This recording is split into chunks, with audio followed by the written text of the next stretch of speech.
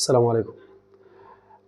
أولياء أمور كتير بييجوا يقولوا لي مثلًا أو يقولوا لغيري: يا أستاذ خلّي بالك من أولادنا، خلّي بالك من بنتي، خلّي بالك من ابني.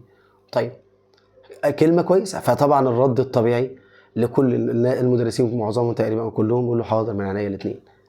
في الحقيقة هو ده رد دبلوماسي عشان بس إيه، يريّحوا. لكن هو في الآخر هيعمل إيه مع ابنك يعني؟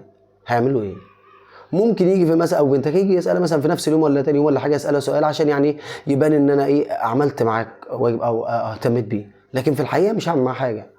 ليه؟ مش هاعمل معاه حاجة زيادة عن بقية الأولاد، لإن لو عملت معاه حاجة زيادة مخصصة له مثلًا، يبقى أنا كده مش باشتغل. المفروض الشغل يبقى على كل الناس بنفس مستوى الأداء والكلام ده المفروض يعني.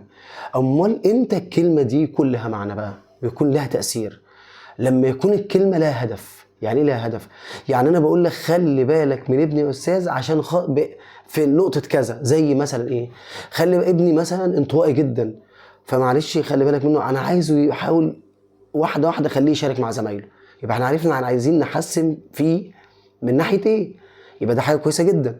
طيب لا ده ابني بيتحفز قوي بالثناء الكتير والكلام الجميل والكلام ده بيجيب معاه قوي، انت مربيه في البيت وعارف، فحلو، يبقى كلام كويس، يبقى ارشاد كويس جدا جدا، يبقى انت ممكن تستفاد بيها في مصلحة ابنك.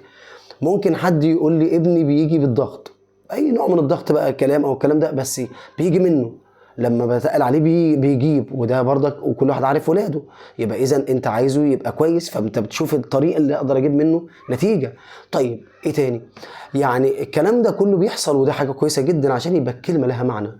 يعني اتذكر ان في احد المرات ان في ولد كان في مدرسه اللي هي مدرسه الطبري، وبعدين جه في امتحان، ففي الامتحان الشهر في مدرسته جاب 19 من 20. فجات لي ولية امره صراحه وتتكلم معايا، وبعدين بتقول لي احنا ايه العلاج بتاعه، هو الولد وحش؟ قلت لها ده ممتاز.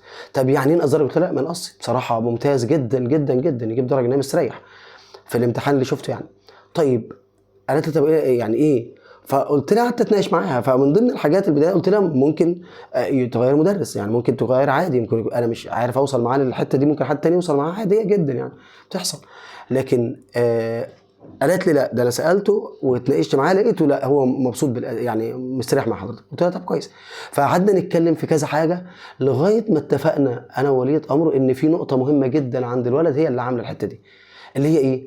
نقطه الثقه الزايده جدا عنده ثقة زايدة مفرطة في نفسه، وده ممكن يخليه يستعجل، فوارد جدا يحصل له خطأ. إذا عرفنا السبب فممكن هنا يبقى لها علاج طبعا أكيد. لكن كلمة خلي بالك منه وبس وخلاص كده ما مناش فايدة، مش هتجيب حاجة. لازم تبقى عارف انت عايز ايه من الأستاذ، عايز منه ايه، يعمل ايه مع ابنك او مع بنتك عشان يعالج ايه عنده، عشان يزود ايه عنده، يرفع من مستواه ازاي، يبقى في حاجه مشتركه نقدر نشتغل عليها.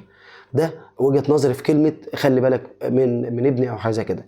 طبعا نتمنى التوفيق لكل الطلبه واولياء امور، وبالتوفيق ان شاء الله، والسلام عليكم ورحمه الله وبركاته.